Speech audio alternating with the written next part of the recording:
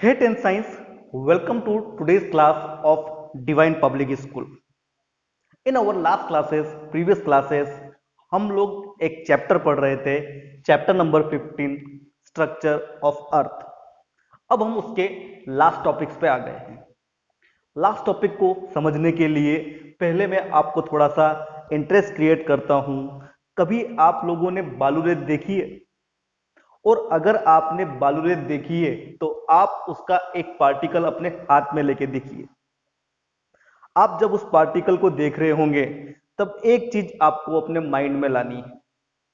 वो जो पार्टिकल है कुछ हजार साल पहले एक बहुत बड़ी चट्टान था, लेकिन अब वो चट्टान नहीं है, वो अब एक सिंपल सा पार्टिकल है, बहुत छोटा सा। How is it possible? इस चीज को समझने के लिए हमें पढ़ना पड़ेगा एक्सटर्नल माउल्डिंग फोर्स। फोर्स का मतलब हम सबको पता है, शक्ति, ताकत, बल। एक्सटर्नल का मतलब भी हम सबको पता है, बाहरी।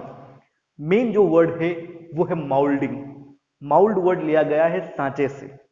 हम सांचे के जरिए चीजों को बनाते हैं और अगर हमें पसंद नहीं आए तो उसे बिगाड़ भी देते हैं। तो एक्सटर्नल माउल्डिंग फोर्सेस दो तरह की होती है। एक होती है वेदरिंग फोर्सेस, जिसको हम बोलते हैं अपक्षय। एक होती है इरोजन फोर्सेस, अपरदन। चलिए जानते हैं इन दोनों के बारे में वन बाय वन। ऐसी forces which work by remaining on their places. ये ऐसी फोर्सेस है जो अपने प्लेस पे रह के वर्क करती है, ये इधर उधर मूव नहीं करती। मतलब these do not have speed, इनके अंदर स्पीड नहीं होती। But with the help of initial preparation they help second group of external forces. लेकिन ये अपनी प्रिपरेशन से जो दूसरा ग्रुप है इरोजन फोर्सेस का, उनकी हेल्प करती है। अब बात करते हैं इरोजन फोर्सेस के बारे में।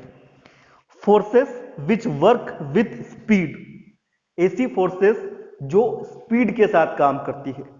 सिंपल सा लॉजिक है, स्पीड के साथ काम करती है तो वो एक जगह पे रह के काम नहीं करती होगी, वो लगातार मूव करती होगी। तो आइए सबसे पहले जानते हैं अपन वेदरिंग फोर्सेस के बारे में, अपक्षय की शक्तियों के बारे में। Weathering forces work on breaking and destruction of rocks and changing them into soil.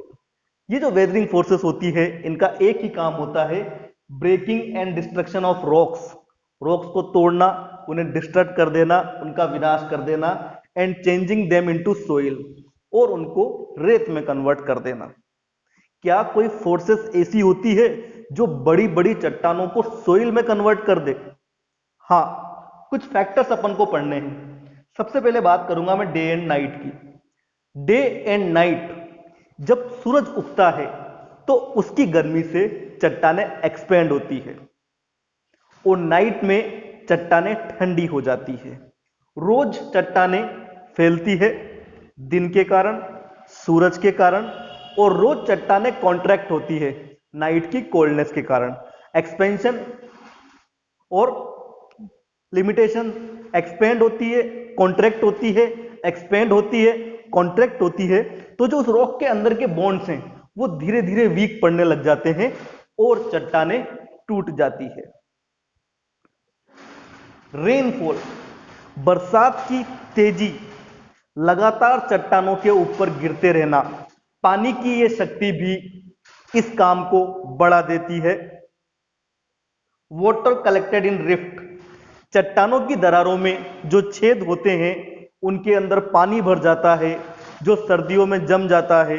ये भी एक फिजिकल फोर्स है जो धीरे धीरे चट्टानों को कमजोर कर देती है। डस्ट पार्टिकल्स इन एयर, जो हवा के डस्ट पार्टिकल्स हैं वो इस तरह से घिसते हैं चट्टानों को जैसे कोई रेग मार्क से साफ कर रही हो उनको।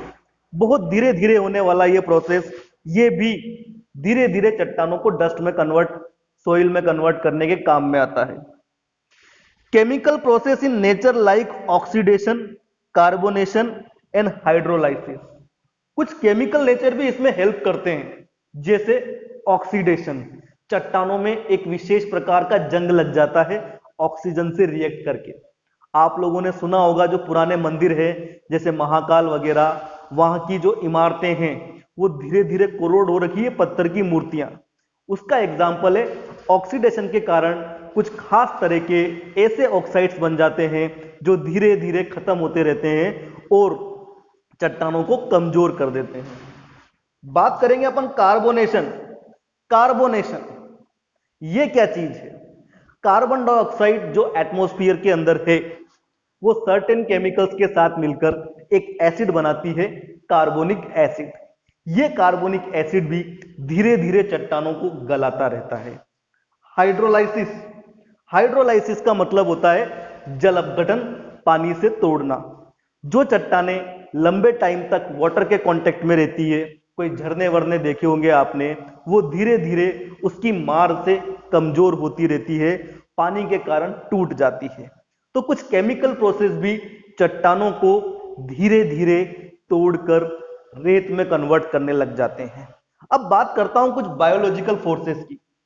बायोलॉजिकल फोर्सेस हम सब जानते हैं, प्लांट्स, एनिमल्स, ह्यूमन ऑर्गेनिजम्स। ये सब चीजें किस तरीके से मिट्टी में कन्वर्ट करती है रॉक्स को। सबसे पहले बात करते हैं प्लांट्स के बारे में। प्लांट्स की जड़ें धीरे धीरे बड़ी होती जाती है और वो रूट्स के आसपास कंस्ट्रक्ट होने लग जाती है। वो रूट रॉक्स के ऊपर जमने के बाद अपना प्रेशर उनके ऊपर लगाती है और धीरे धीरे चट्टानों को कमजोर कर देती है। एनिमल्स का अलग सीन है। ये उन चट्टानों में अपना घर बना लेते हैं और धीरे धीरे उसका ऑक्सीजन के साथ कांटेक्ट बढ़ाते रहते हैं। ह्यूमन बींग्स, ये सबसे बड़े दुश्मन है चट्टानों के। इनके पास है एक्सप्लोजिव्स, आरडीएक्स वगैरह। आरडीएक्स का फुल फॉर्म है research and explosive development, research and development explosive.